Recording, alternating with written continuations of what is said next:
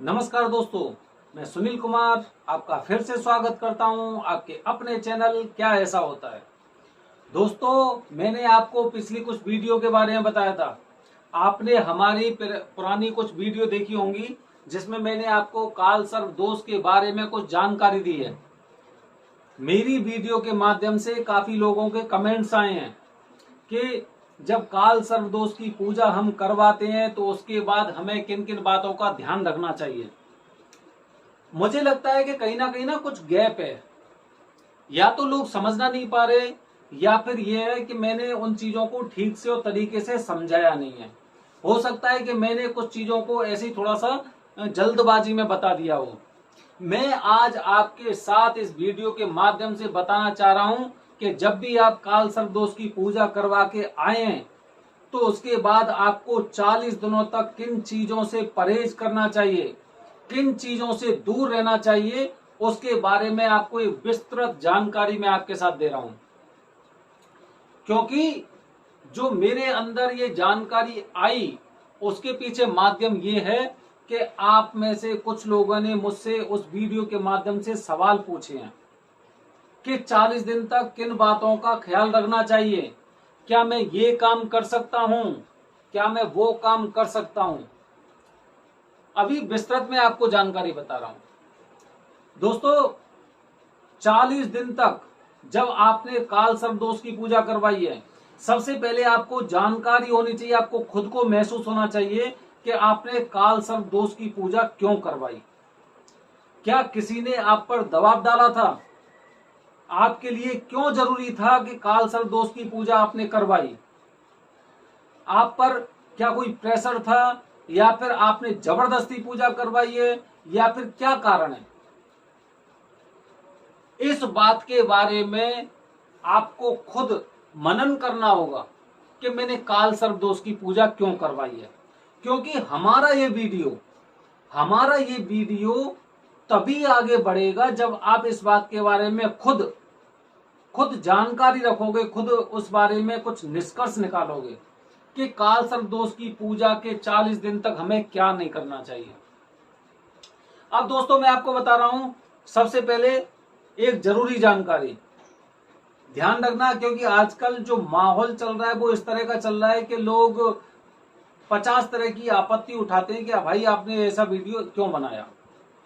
तो इसीलिए मेरे वीडियो का उद्देश्य है कि हम लोग कभी किसी की भावनाओं को आहत नहीं करते, कभी अंधविश्वास नहीं फैलाते हैं। अगर ये जानकारी आपकी जिंदगी से मैच कर रही है तो ये एकमात्र संयोग हो सकता है, उसके अलावा और कुछ नहीं। तो दोस्तों, मैं आज आपको वीडियो के माध्यम से बताने जा रहा हूं कि काल सर्प दोष की पूजा करवाने के बाद जब आप नासिक से आए हैं तो आपको 40 दिन तक किन बातों का परहेज करना चाहिए। विस्तृत में, थोड़ा सा बड़ा वीडियो होगा लेकिन आपको विस्तृत में जानकारी मिलेगी। 40 दिन तक किन चीजों का परहेज करना चाहिए। परहेज, सबसे पहले परहेज की मैं आपको एक पूरी तरह से व्याख्या कर देता हूं। परहेज का मतलब ये हो गया कि उन बातों का विचार भी हमारे दिमाग में बिल्कुल नहीं होना चाहिए। परहेज केवल ये नहीं कि मैंने वो चीज देखी, मेरा मन बार बार उत्साहित हो रहा है, मैं ये कर लूं, मैं ये कर लूं, मैं ये कर लूं, करूं या नहीं करूं।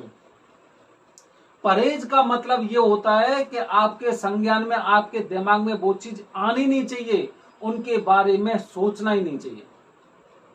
तो दोस्तों, ये परहेज की परिभाषा है।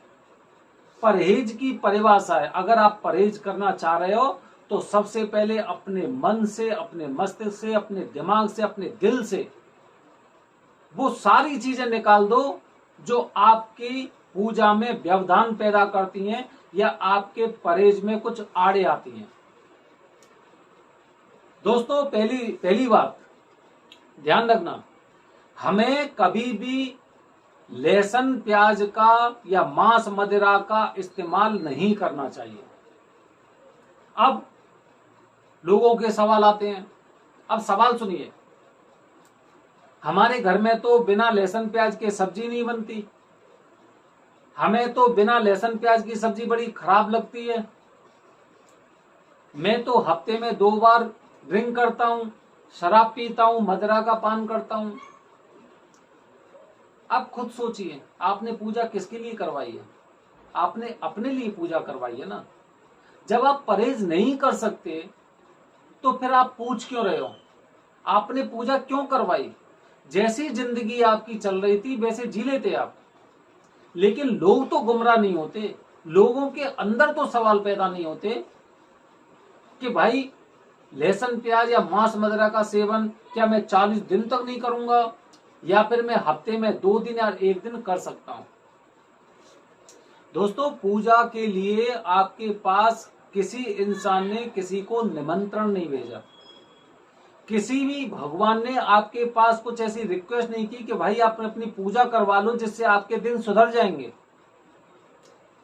आपके जो पुरोहित हैं, आपके जो पंडित जी हैं, उन्होंने आपको जानकारी दी होगी।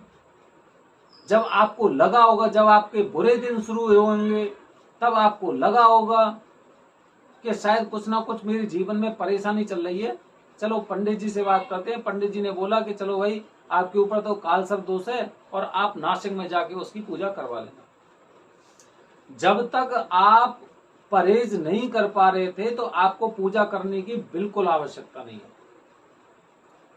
वो तो करना पड़ेगा। जब आईसीयू में एक पेशेंट होता है, आईसीयू का पेशेंट देखा है आपने? आईसीयू का जब पेशेंट होता है और उसकी नॉनवेज खाने का मन करता है या फिर बाहर के खाने का पिज्जा खाने का मन करता है, तो कौन अलाउ करेगा? क्या डॉक्टर्स करेंगे? या आप चुपके से अपने जो आपके रिलेटिव है आईसीयू में उनको आप दोगे? क्या आपका मन उन बातों के लिए गवाही देगा? ये सोचने वाली बात है। पूजा आपने करवाई है और आपको इन बातों का संयम रखना चाहिए। 40 दिन कोई जिंदगी नहीं है पूरी, लेकिन जब आपने पूजा करवाई है तो उनके नियमों का आपको पालन करना चाहिए। अगली जानकारी दे रहा हूं।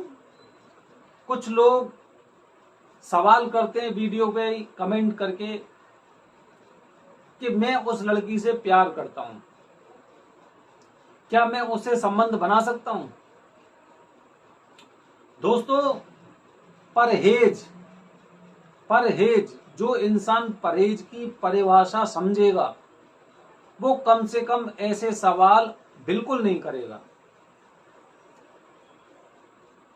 जब काल सर्प दोष की पूजा करके आए हो आप, तो आप नियम से चलोगे। और सनातन धर्म का नियम क्या होता है? सनातन धर्म का नियम क्या होता है? क्या पर स्त्री गमन होता है? अगर नहीं होता तो वो नियम के विरुद्ध है। फिर आप ऐसे सवाल क्यों कर रहे हो? एक बंदे ने मुझसे पूछा कि भाई मेरी शादी नहीं हुई है लेकिन मन से मैं उसे अपनी पत्नी मानता हूं। अब बताइए, आप सोचिए, न जाने कितने लोग इस बात में सहमति हाजिर कर देंगे, दर्ज कर देंगे कि भाई पत्नी मानता है तो कोई बात नहीं। लेकिन क्या ये कोई और धर्म है? क्या बोल दिया कबूले कबूले कबूले और हो गया? ये सनातन धर्म है। यहाँ पे सारे कार्य विधिवत तरीके से होते हैं, 7 फेरे होते हैं। उससे पहले यानी कौन कौन सी रस्में होती हैं, वो सारी रस्में होती हैं। कैसे मान सकते हो आप मन ही मन में? भगवान शिव जी थे, उनकी भी माता पार्वती से शादी हुई थी, विधिवत तरीके से हुई थी। भगवान श्री राम ने भले ही धनुष को, जो शिव का धनुष था, उसे तोड़ दिया था, उसके बावजूद भी उनकी शादी हुई थी, विधिवत तरीके से हुई थी। अब आपने मन ही मन मान लिया है तो कौन से धर्म के अनुसार माना है, इस चीज के बारे में जानकारी मुझे बिल्कुल नहीं है। हमें ये बताया गया है कि परहेज, जब हम काल सर्प दोष की पूजा करके आ रहे हैं तो हमें कुछ बातों का ध्यान रखना चाहिए। वो जो परहेज हैं वो सनातन धर्म के अनुसार हैं, उन्होंने हमें बताए और हमें उन चीजों का पालन करना चाहिए। ऐसे हमारे सोचने से कुछ नहीं होता ना। लोग कहते हैं कड़कड़ में भगवान, उसके बावजूद भी मंदिर जाते हैं। क्यों जाते हैं? भाई जब तुम्हारे कड़कड़ में ही भगवान तो घर पे ही रहो। जब तुम्हारे कड़कड़ में ही भगवान था तो तुमने नासिक में जाके पूजा क्यों की? आप घर पे ही पूजा कर लेते, मन में ही पूजा कर लेते। जब पूजा करने गए तो वहां के आपको नियम मानने पड़ेंगे। दोस्तों वीडियो थोड़ी सी बड़ी हो रही है, अगली जानकारी मैं आपको अगली वीडियो के माध्यम से दूंगा। लेकिन ये मैंने आपको वो जो जानकारी दी है, वो जानकारी वो ये है क्योंकि मैंने वहां पर नासिक में पूजा करवाई थी, बड़े विद्वान पंडित जी से करवाई थी, और मैंने उनसे सारी बातें पूछी थी। उनमें से मैंने 2 बातें आपके साथ शेयर की हैं। अगली बातें मैं अपनी अगली वीडियो के माध्यम से आपके साथ शेयर करूंगा। जो पंडित जी ने मुझे बताई थी, आप नासिक में जाओगे, उन पंडित जी का नाम लोगे तो एक एक पंडित जी उन्हें जानता होगा, बहुत अच्छी तरह से जानता होगा। जब उन्होंने मुझे ऐसी कोई बात नहीं बताई कि भाई मैं मन ही मन उसे अपनी पत्नी मानता हूं और ये कर सकता हूं वो कर सकता हूं, तो मैं आपको वो झूठी जानकारी नहीं दूंगा। पूजा करवाइए तो नियमों का पालन करना पड़ेगा, और पूजा करवाने के बाद अगर आपने नियम फॉलो नहीं किए हैं तो उस पूजा का आपको फल मिले नहीं मिले इसकी भी कोई पूरी तरह से गारंटी नहीं है। लेकिन अगर आपने पूजा करवाई और नियमों को फॉलो किया है तो आपको 100% उसका फल मिलेगा। ये मैंने अपनी लाइफ में भी देखा है और न जाने कितने लोगों को देखा है, क्योंकि पूजा तो मैंने भी करवाई है ना। मैंने देखा है पूजा से पहले क्या था। अभी एक कोई बंदा है, उसका कमेंट आया था मेरी वीडियो पे कि जैसे ही मैंने काल साहब की पूजा करवाई मैं विदेश चला गया, अब मैं 40 दिन के जो नियम है उनको मैं कैसे फॉलो करूं। तो मतलब पूजा का फल तो मिला। अब पूजा का जब आपको फल मिला है तो आपको नियम तो फॉलो करने पड़ेंगे। आप ये नहीं कह सकते कि मैं दूर दराज या किसी देश विदेश में फंसा हुआ हूं और हर देश में वो सारी चीजें मिलती हैं कि आप अपने परहेज को, अपने नियम को पूरी तरह से फॉलो कर सकते हो। तो आप दूसरों से ऐसे सवाल करके आप अपने आप में खुद बेवकूफ बन रहे हो। भगवान बेवकूफ नहीं होते, जिन्होंने आपको फल दिए हैं वो बेवकूफ नहीं हो सकते। तो जो चीजें आपको बताई हैं उनको आपको हमेशा फॉलो करना चाहिए। अगली वीडियो के माध्यम से इसी वीडियो को मैं कंप्लीट करूंगा क्योंकि करीब 13 मिनट की वीडियो हो चुकी है। धन्यवाद दोस्तों। जय हिंद, जय भारत, हर हर महादेव।